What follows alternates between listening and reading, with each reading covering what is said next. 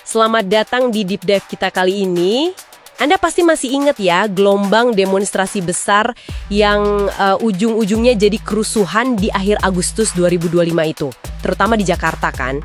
Nah, pertanyaan besarnya yang masih sering muncul, siapa sih sebetulnya dalang di balik semua ini? Pertanyaan yang rumit. Betul.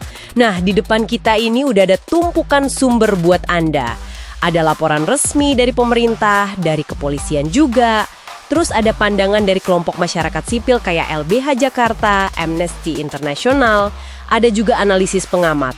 Misi kita di sini bukan membuat nunjuk satu jari ya, tapi lebih ke membongkar lapisan-lapisan kompleksitasnya peristiwa ini, khusus buat Anda. Oke, mari kita mulai bedah pelan-pelan. Iya, betul. Sumber-sumber ini memang menyajikan sudut pandang yang beda-beda banget. Kadang malah kayak bertentangan gitu. Ada narasi versi negara, ya kan? Terus ada suara dari teman-teman pembela hak asasi. Dan ada juga analisis yang coba lihat akarnya lebih dalam, lebih struktural mungkin ya. Kita coba rangkai ya kepingan ini semua. Oke, kita mulai dari narasi negara dulu kali ya. Laporan resmi dari polisi dan pemerintah itu kayaknya fokus banget ke adanya kelompok penghasut yang terorganisir gitu ya. Mereka kayak berusaha misahin nih, mana demonstran damai, mana yang pelaku anarkis. Benar sekali. Data dari Polda Metro Jaya contohnya nih, mereka nyebut ada penangkapan 337 orang di Jakarta aja. Dan yang cukup jadi sorotan itu, 202 orang diantaranya ternyata anak-anak. Mereka klaim udah mengidentifikasi, klaster penghasutan. Katanya pakai media sosial secara masif gitu buat menghasut. Oh gitu. Ada contoh spesifiknya nggak? Dari sumber-sumber ini siapa aja yang disebut? Ada beberapa yang disebut. Misalnya ada TikToker, inisialnya FL, dia dituduh menghasut pelajar buat ikut demo rusuh.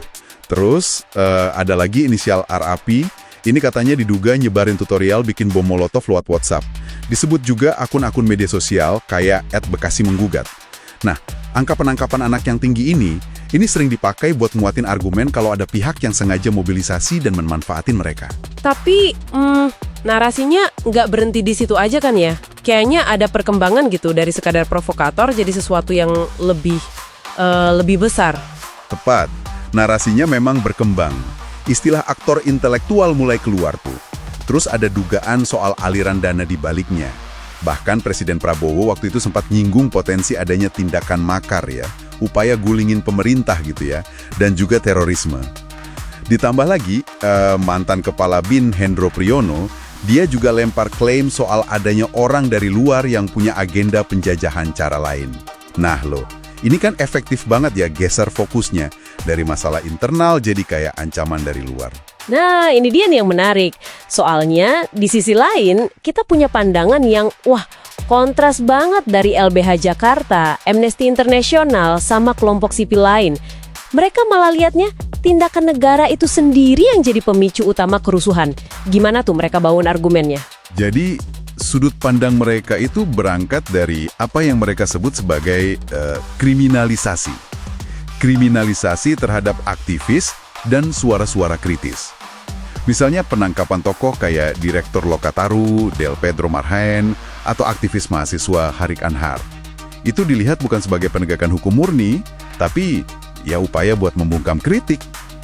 Seringkali pasal yang dipakai itu pasal-pasal di UU ITE, Undang-Undang Informasi dan Transaksi Elektronik gitu loh, yang dikenal punya pasal karet ya kan?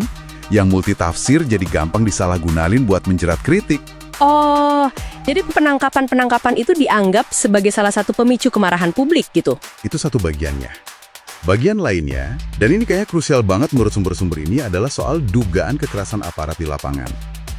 Tragedi Afan Kurniawan, Anda mungkin ingat, pengemudi ojek daring yang tewas karena terlindas kendaraan taktis Brimob, itu jadi simbol kemarahan banget waktu itu. Laporan Amnesty International juga nyatat adanya pola peningkatan serangan ke pembela HAM dan seringkali nunjuk aparat kepolisian sebagai pelakunya. Jadi kalau dari kacamata ini, kerusuhan itu ya ledakan kemarahan aja, akumulasi dari represi dan makin sempitnya ruang demokrasi. Oke. Jadi kita punya dua narasi utama yang kayak berhadap-hadapan ya.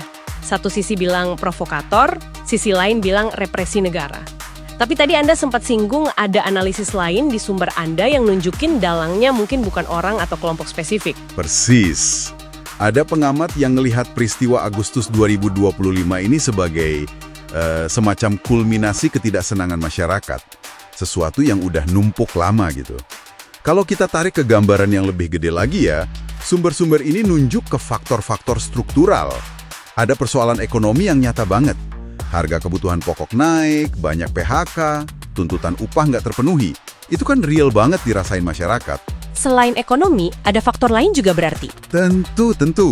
Ada pemicu-pemicu politiknya juga. Misalnya, kontroversi kenaikan tunjangan anggota DPR pas ekonomi lagi susah, terus mandeknya RUU perampasan aset, padahal itu diharapkan bisa jadi senjata lawan korupsi kan? Belum lagi komentar-komentar pejabat atau politisi yang dianggap ngerendahin publik, kayak istilah rakyat itu. Aduh. Nah, semua ini numpuk kontribusi ke erosi kepercayaan ke institusi demokrasi yang sebelumnya juga udah goyah gara-gara revisi UU kontroversial, pembatasan kebebasan sipil, dan lain-lain. Jadi, dalam kerangka ini, para penghasut yang disebut di narasi negara itu, ya mungkin memang ada dan punya peran. Tapi, mereka tuh ibarat percikan api aja. Tanpa adanya tumpukan bahan bakarnya, itu tadi, frustrasi, marah, ketidakpercayaan publik yang meluas gara-gara masalah struktural, percikan itu mungkin ya nggak akan bikin kebakaran segede kemarin. Jadi bisa jadi dalang sesungguhnya ya kegagalan sistemik ini.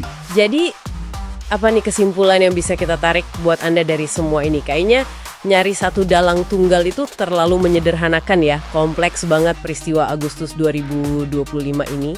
Sumber-sumber Anda tadi udah melukiskan gambaran interaksi yang rumit banget antara aspirasi dan gerakan sosial yang mungkin sah, terus adanya elemen provokasi dan kekerasan, bahkan mahasiswa sendiri waktu itu sempat khawatir disusupi kan, dan juga respons negara yang oleh sebagian pihak dianggap represif dan malah bikin suasana tambah keruh. Iya, dan yang menarik juga, fokus yang berlebihan buat nyari dalang, entah itu provokator, aktor intelektual, siapapun lah, itu bisa jadi malah mengalihkan perhatian kita dari akar masalah yang sebenarnya, yaitu krisis kepercayaan yang udah dalam banget, ketidakadilan ekonomi, dan berbagai kegagalan kebijakan politik yang kayaknya belum juga ada solusinya.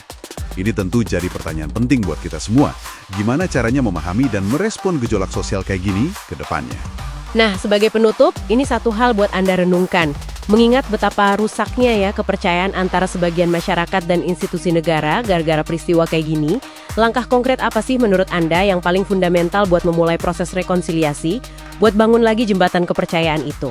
Sesuatu buat Anda pikirkan lebih dalam. Sampai jumpa di Deep Dive kita berikutnya.